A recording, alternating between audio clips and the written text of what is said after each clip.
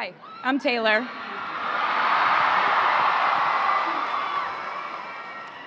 Last time I was in a stadium this size, I was dancing in heels and wearing a glittery leotard. This outfit is much more comfortable. I would like to say a huge thank you to NYU's Chairman of the Board of Trustees, Bill Berkeley, and all the trustees and members of the board, NYU's President Andrew Hamilton, Provost Catherine Fleming, and the faculty and alumni here today who have made this day possible. I feel so proud to share this day with my fellow honorees, Susan Hockfield and Felix Matos Rodriguez, who humble me with the ways they improve our world with their work.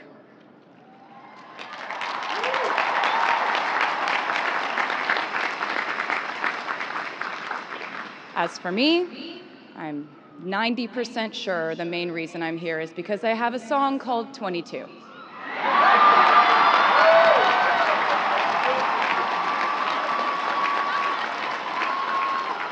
And let me just say, I am elated to be here with you today as we celebrate and graduate New York University's class of 2022.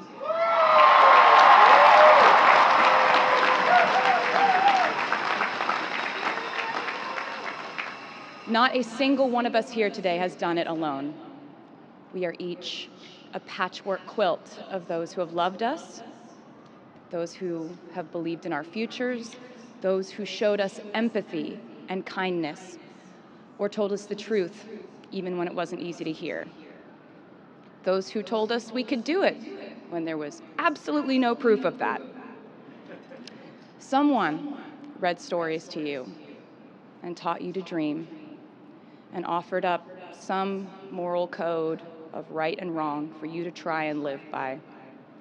Someone tried their best to explain every concept in this insanely complex world to the child that was you as you asked a bazillion questions like, how does the moon work? And why can we eat salad but not grass? And maybe they didn't do it perfectly. No one ever can. Maybe they aren't with us anymore. In that case, I hope you'll remember them today. If they are in this stadium, I hope you'll find your own way to express your gratitude for all the steps and missteps that have led us to this common destination.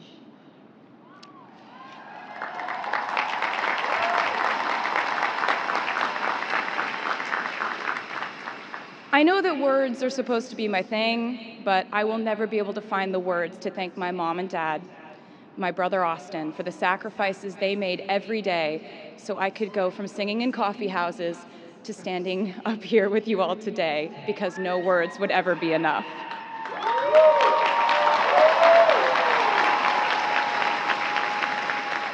To all the incredible parents, family members, mentors, teachers, allies, friends, and loved ones here today who have supported these students in their pursuit of educational enrichment, let me say to you now, welcome to New York.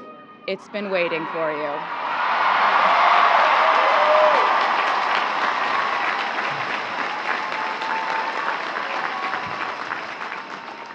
I'd like to thank NYU for making me, technically, on paper at least, a doctor.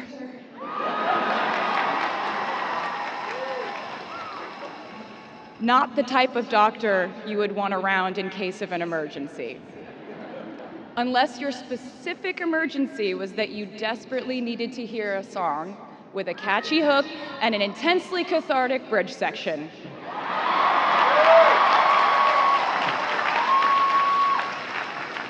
Or if your emergency was that you needed a person who can name over 50 breeds of cats in 1 minute. I never got to have a normal college experience, per se. I went to public high school until 10th grade, and then finished my education doing homeschool work on the floors of airport terminals. Then I went out on the road for radio tour, which sounds incredibly glamorous, but in reality, it consisted of a rental car, motels, and my mom and I pretending to have loud mother-daughter fights with each other during boarding so no one would want the empty seat between us on Southwest. As a kid, I always thought I would go away to college, imagining the posters I would hang on the wall of my freshman dorm.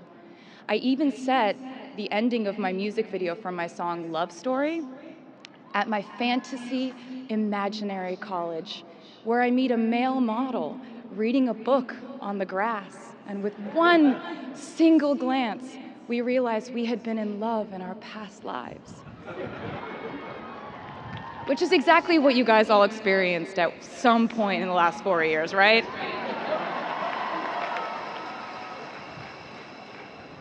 But I really can't complain about not having a normal college experience to you, because you went to NYU during a global pandemic, being essentially locked into your dorms and having to do classes over Zoom. Everyone in college during normal times stresses about test scores, but on top of that, you also had to pass like 1,000 COVID tests. I imagine the idea of a normal college experience was all you wanted too. But in this case, you and I both learned that you don't always get all the things in the bag that you selected from the menu in the delivery service that is life. You get what you get. And as I would like to say to you wholeheartedly, you should be very proud of what you've done with it. Today, you leave New York University and then go out into the world searching what's next. And so will I.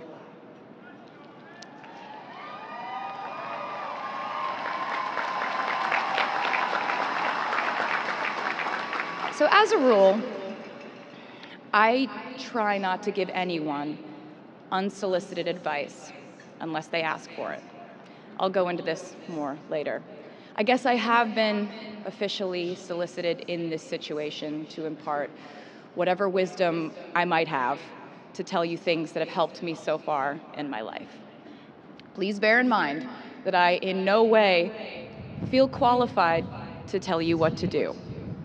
You've worked and struggled and sacrificed and studied and dreamed your way here today. And so you know what you're doing.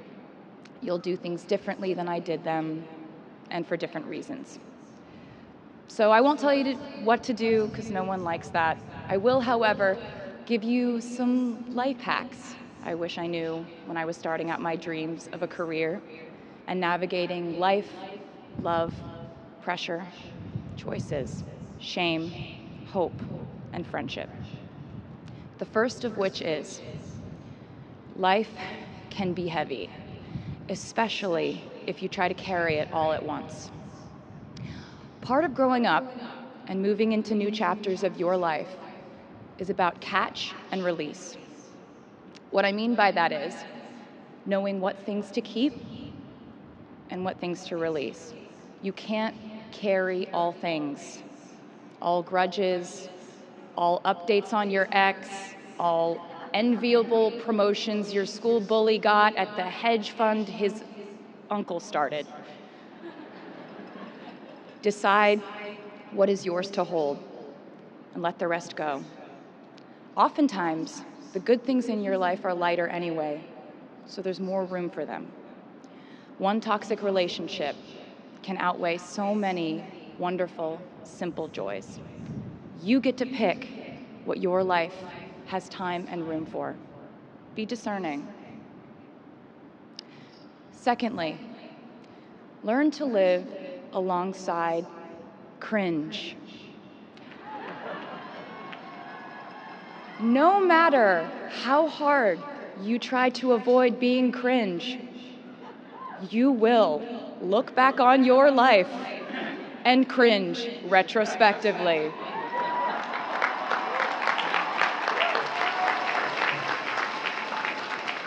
Cringe is unavoidable over a lifetime. Even the term cringe might someday be deemed cringe. I promise you, you're probably doing or wearing something right now that you will look back on later and find revolting and hilarious. You can't avoid it, so don't try to. For example, I had a phase where, for the entirety of 2012, I dressed like a 1950s housewife. But you know what? I was having fun. Trends and phases are fun. Looking back and laughing is fun. And while we're talking about things that make us squirm but really shouldn't, I'd like to say I'm a big advocate for not hiding your enthusiasm for things.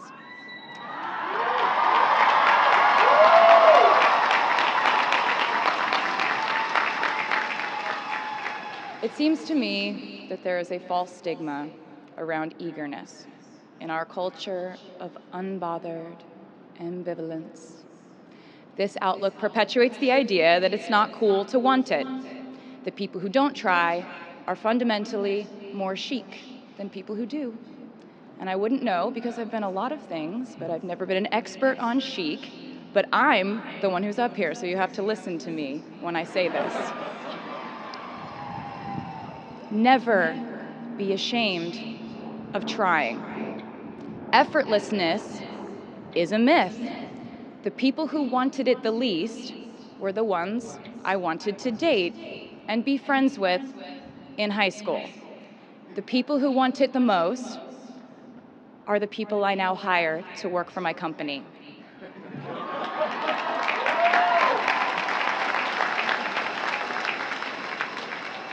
I started writing songs when I was 12, and since then, it's been the compass guiding my life, and in turn, my life guided my writing. Everything I do is just an extension of my writing, whether it's directing videos or a short film, creating the visuals for a tour, or standing on a stage performing. Everything is connected by my love of the craft, the thrill of working through ideas and narrowing them down and polishing it all up in the end, editing, waking up in the middle of the night, throwing out the old idea because you just thought of a newer, better one, or a plot device that ties the whole thing together. There's a reason they call it a hook.